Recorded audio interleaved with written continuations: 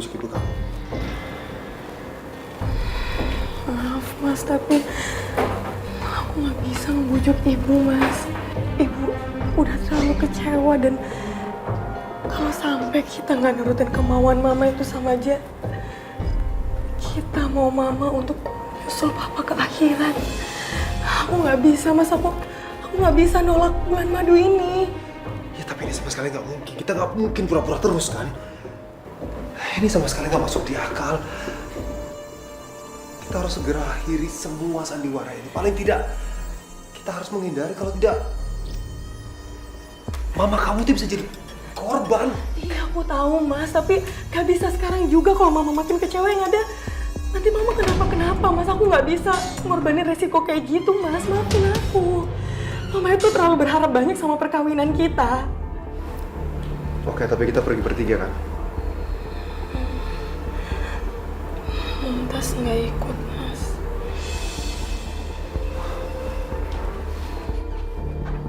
Aku nggak bisa ninggalin Mumtaz. Mumtaz itu anak aku. Aku harus menjaga Mumtaz. Siapa lagi akan menjaga Mumtaz? Ada temen aku Mas, dia seorang ibu dan dia bisa ngejagain Mumtaz. Temen kamu siapa sih yang mau jagain Mumtaz? Anita Mas.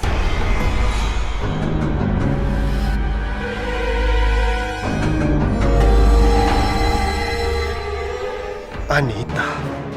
Ini nggak mungkin. Kenapa tiba-tiba Anita mau mengurus Mumtaz? Padahal dulu Anita sama sekali nggak pernah mau mengurus Mumtaz. Maafin aku ya Mas, tapi cuma ini jalan satu-satunya Mas. Aku takut mama kenapa-kenapa. Tolong Mas Aldi. Ya oke, kalau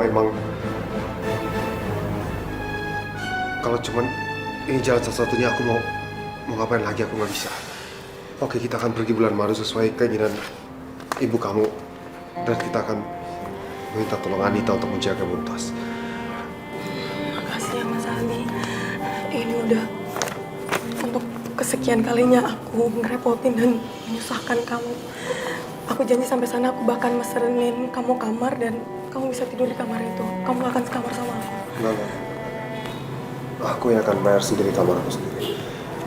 Ya udah, kalau gitu sekarang di mana Anita? Dia ada di luar sama mama Mas. Dan sepertinya ini saat yang tepat bagi aku untuk kenalin Mas sama Anita.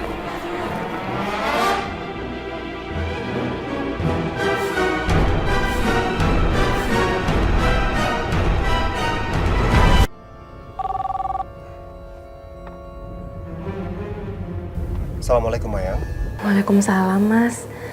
Maaf ya Mas, aku ganggu waktu kerja kamu. Nggak apa-apa. Ada apa kamu nelfon aku?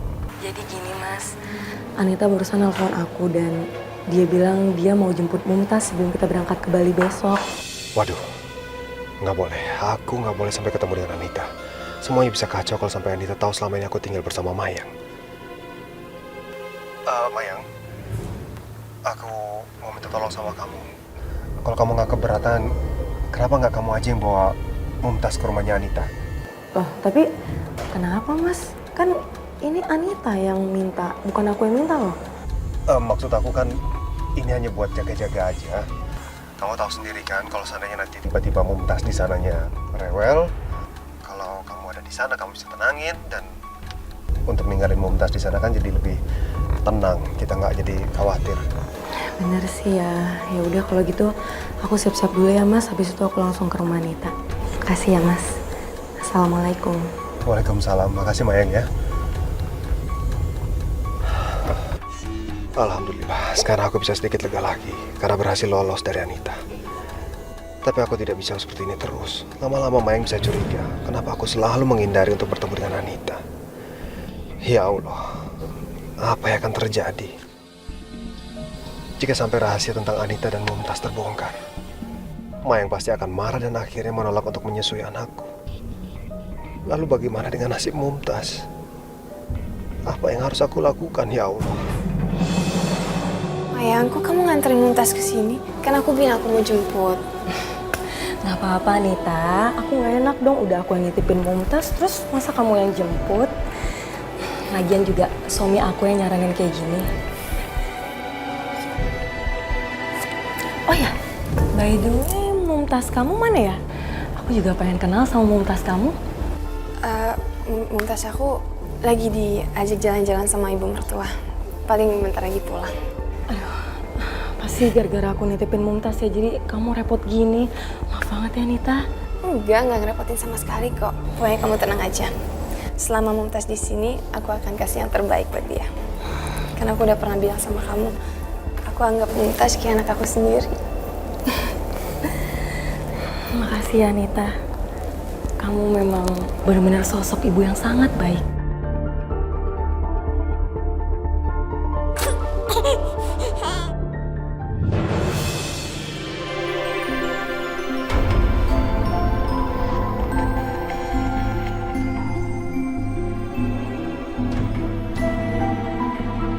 Mayang, aku yang gendong ya.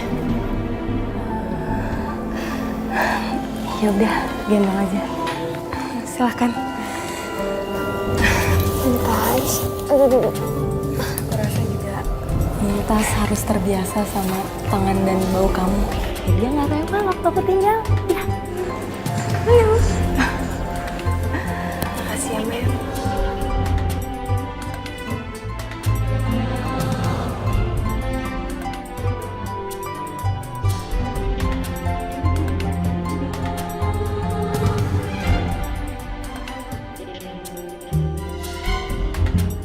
Mumtaz anteng banget ya digendong sama kamu. Dia langsung ngantuk, langsung mau tidur ya.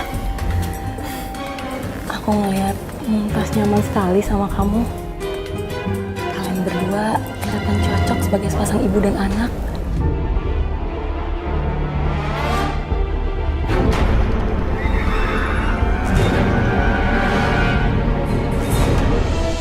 Iya, mungkin karena dia ngerasa kali aku sayang banget sama dia.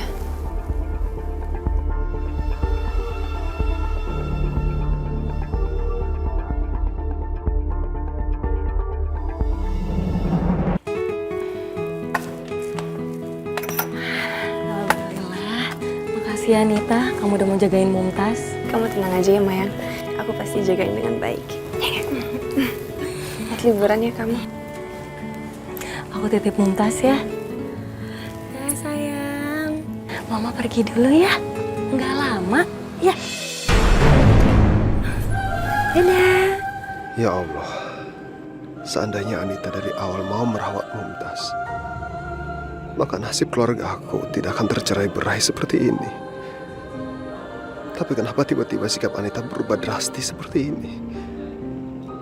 Dia jadi sangat peduli dengan seorang bayi. Padahal aku membawa Mumtaz pergi dari rumah itu karena wanita sama sekali tidak mau mengurus Mumtaz. Semoga saja Anita merasakan keterikatan batin dengan Mumtaz, bahwa itu memang anak kandungnya sendiri.